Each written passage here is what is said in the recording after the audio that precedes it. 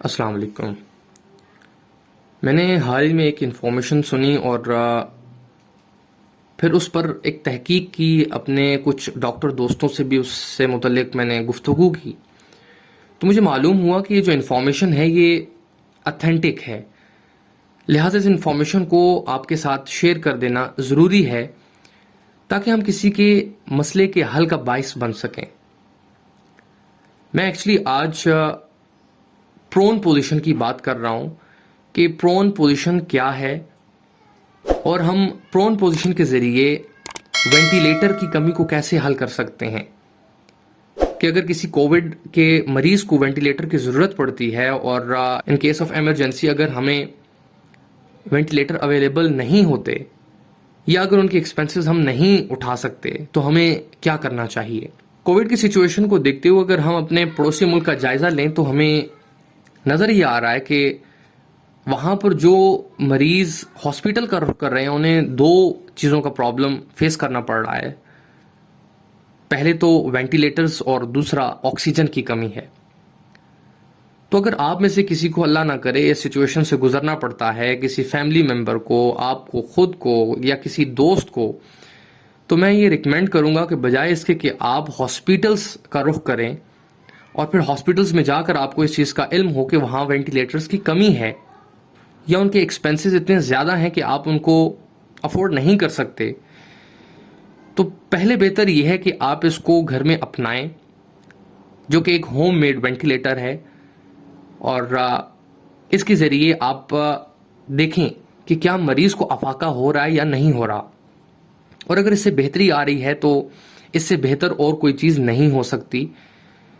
और ये इसलिए भी मरीज़ के लिए बेहतर साबित हो सकती है, या ये इन्फॉर्मेशन इसलिए भी अथेंटिक है क्योंकि अगर हम दौरे माजी का जायज़ा लें, जब हमारे पास वेंटिलेटर्स मौजूद नहीं हुआ करते थे तो तब हम उन मरीज़ों का इलाज कैसे करते थे जिन्हें सफोकेशन या लंग्स की बीमारी हुआ करती थी।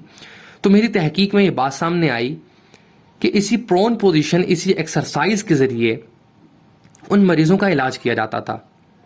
लिहाजा ये इन्फॉर्मेशन अथेंटिक है और इस पे अमल दरामद करना चाहिए। इसको ज़्यादा से ज़्यादा अपने दोस्तों के साथ, अपने फैमिली मेम्बर्स के साथ शेयर करें ताकि अगर किसी को ये मसला दरपेश आता है तो ये घर में मसला हल किया जा सके। जैसे कि आप स्क्रीन पे भी देख रहे हैं, प्रोन पोजीशन एक्चुअली क्या है। इसमें सबसे पहले मरीज़ को ऊंधे लिटा दिया जाएगा, पेट के बल लिटा दिया जाएगा, यानी उसका पेट बिस्तर की तरफ हो, ये जिसे हम उल्टा कहते हैं कि उल्टा लिटा दिया जाए। और उसके पेट के नीचे दो पिलो यानी दो तकिए रख दिए जाएं और एक तकिया उसके चिन के नीचे रखा जाए, उसके चेहरे के नीचे रख दिया जाए। ये तीन तकिए हमारे लिए ज़रूरी हैं, मैंडेटरी हैं। लेकिन अगर इस हालत में, इस पोजीशन में अगर मरीज़ खुद को कंफर्टेबल महसूस ना करे तो एक तकिया आप उसकी टांगों के नीचे भी रख दें ताकि वो खुद को कंफर्टेबल फील करे। ऐसा कर देने से मेरी तहकीक में ये बात आई है कि हमारे लंग्स की जो एफिशिएंसी है वो बेहतर हो जाती है। वो ऐसी एक्सरसाइज करना ये 70 गुना ज़्यादा इफेक्टिव है as compared to the ventilators.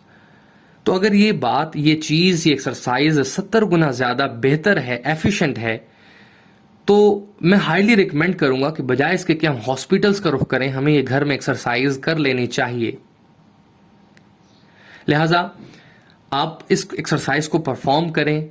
कम से कम आप आधे घंटे के लिए इस पोजीशन में रहें। ज़्यादा हो तो आप ज़्यादा कर लें, लेकिन कम से कम आप आधे घंटे के लिए मरीज़ को इस पोजीशन में रखें और उससे इस बात का जायज़ा लेते रहें कि आया उसको इससे कुछ फ़र्क आ रहा है या नहीं हो रहा, इस एक्सरसाइज से अफाका हो रहा है या नहीं हो रहा। और अगर इस एक्सरसाइज से अफाका हो रहा है तो आप इस एक्सरसाइज को दिन में 4 से 5 मरतबा रिपीट करें।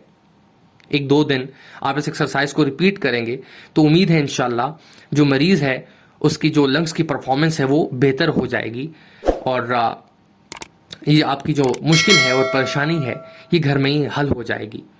अगर आपको भी इन्फॉर्मेशन अथेंटिक लगती है तो आप इस इन्फॉर्मेशन को जल्द अज जल्द अपने दोस्तों के साथ, फैमिली मेम्बर्स के साथ शेयर करें ताकि अगर किसी को ये प्रॉब्लम पेश आती है तो हम उसकी मुश्किल हल करने में लेट ना हो, हम उसको बर वक्त ये इन्फॉर्मेशन पहुंचा दें।